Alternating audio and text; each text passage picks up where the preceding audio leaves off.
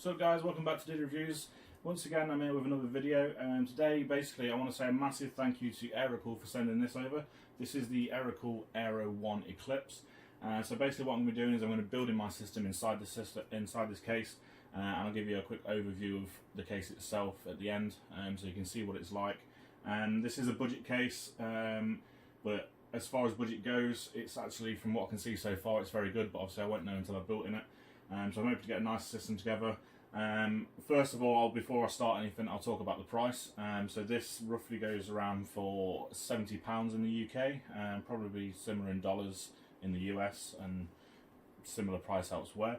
Now, for the price you're paying for this, £70 is a fantastic amount, fantastic budget case. As you get 4 ARGB fans with this, you get 4 of their Eclipse fans, 120mm fans, 3 in the front and 1 in the back, and basically they probably retail for around £30 to £40. So in terms of the case itself, you're paying about £30 or £40 for it. So in terms of what you're getting for your money, it's absolutely fantastic.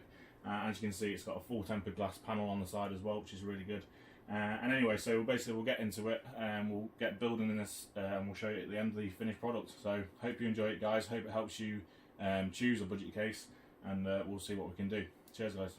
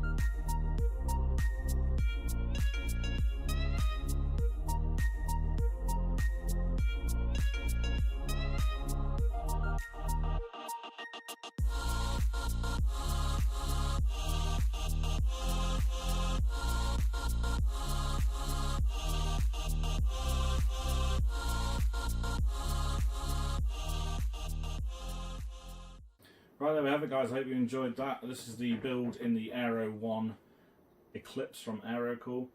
Now, as you can see from the thermals, the performance is actually pretty decent in terms of the airflow through this case. You are getting 4 fans as standard, so out of the box, it's quite a good buy. And like I said at the beginning, they are ARGB fans, so you've got some nice RGB lighting in there to start with without paying any extra. So for the price, it is very, very good. Now in terms of building in it, it's actually quite easy to build in, not too bad at all. It is an ATX case, so it's not obviously as easy as a full tower case, which is something that I'm used to. However, as an ATX case, I can't believe it's any worse. Well, I can't believe it's that hard compared to any others. So what I'm going to do is, let's go through a few good points about this case. First one being the RGB fans, absolutely fantastic. I think they look brilliant with just a nice thin board around them. They've also got lights on the back as well, so you can see them. That's really nice. The air intake at the front, as you can see, is set up for airflow, and there's also a magnetic dust filter behind the fans. So that's good in terms of getting the air in. However, you are probably going to get dusty fans over a period of time. But they're easily accessible. The front just pops off and you can get into those and clean them, so that's not a problem with that. There's also, in terms of airflow, there's a magnetic dust filter on the top and a vent there, so you can put 2 120mm fans up there, no problem whatsoever. And there's also a space for 2 120mm fans on the PSU shroud. So in terms of airflow, you can kit this out pretty well. You can grab yourself a couple more fans. These fans will, if you buy separate ones, you can then connect them to the included controller, which is on the back, which you would have seen from the video. Now, also I believe it will work with any other Aerocool fans because it's the same connections, so it should work. I'm pretty sure it does, to be fair, and I will be testing that in a later video. So other than that, cable management, there's quite a bit of cable management space at the back, enough basically. However, I've got some thick cables in there because I'm using extensions, so it does bulk them out a little bit, and it was a little bit of a struggle to get the back panel on. However, if you're using normal PSU cables, then you shouldn't have a problem at all there. With that, in terms of cable management and pass-throughs, the pass-throughs could have done with having rubber grommets on them. However, it's a budget case. What can you expect, really? At the end of the day, it's fantastic for its money, and you're not going to get everything that you're going to get on a case that's twice the price, which you would expect. Other than that, the GPU, fitting that, a little bit of a struggle to get it into the case, but once it's in, there's plenty of room, so you will have to do a bit of manoeuvring to get it in. As you probably saw from the video, it was at an angle to get it in. And the mounts for the PCIe slots on the back, one thing I would criticise there is you have to snap the metal bits out, which I didn't find out until after I put the motherboard in, and they're actually quite hard to get out once you've done that, but I managed to get them out. So they could have done with just having some thumb screws on them and being removable and reusable. But again, that's another thing that's, with a budget case, it's to cut costs really, and it's not a major issue, because if you're taking those out, you're probably not going to put them back in again, because someone's going to need to use them. CPU coolers, for air cooling, this has got the Dark Rock 4 by Be Quiet in it, as I mentioned. So this cooler is 159mm tall according to the specs that I found online, and this case will take 161mm, so it is just within reach of, it just fits basically, but it fits quite nicely, and I believe it looks pretty good. So you can also put, in terms of, if we're talking about cooling, you could put a 360mm AIO at the front, 240 at the top, and a 120 at the back. Obviously not all at the same time being AIOs. If you did a custom water cooling loop, and obviously you could do that. However, I think you might struggle in terms of space with getting pumps and reservoirs and things like this next. It's not the deepest case, but I'm sure you could find something to fit. So there's plenty of options for cooling and water cooling, air cooling, all of that, and it's a really good case from that point of view. And as I said, it's set up for airflow.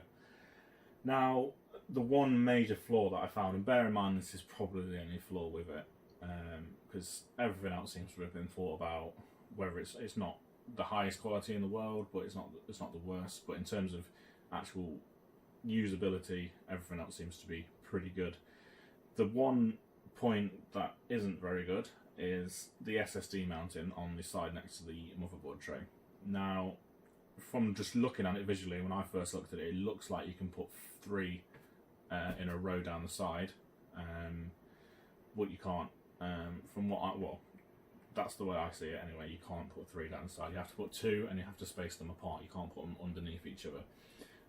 And then also the cable routing to them is very fiddly. It's quite hard to do because they don't stand away from the case at all, and where the cables come through, it's very tight to get your cables in there. So it depends probably on the PSU cables that you've got. Mine are really chunky EVGA ones, so probably that didn't help. So what I've ended up doing is putting 1 on the back and then 1 down the bottom underneath the power supply unit shroud, which is where you put your mechanical hard drives if you have any as well.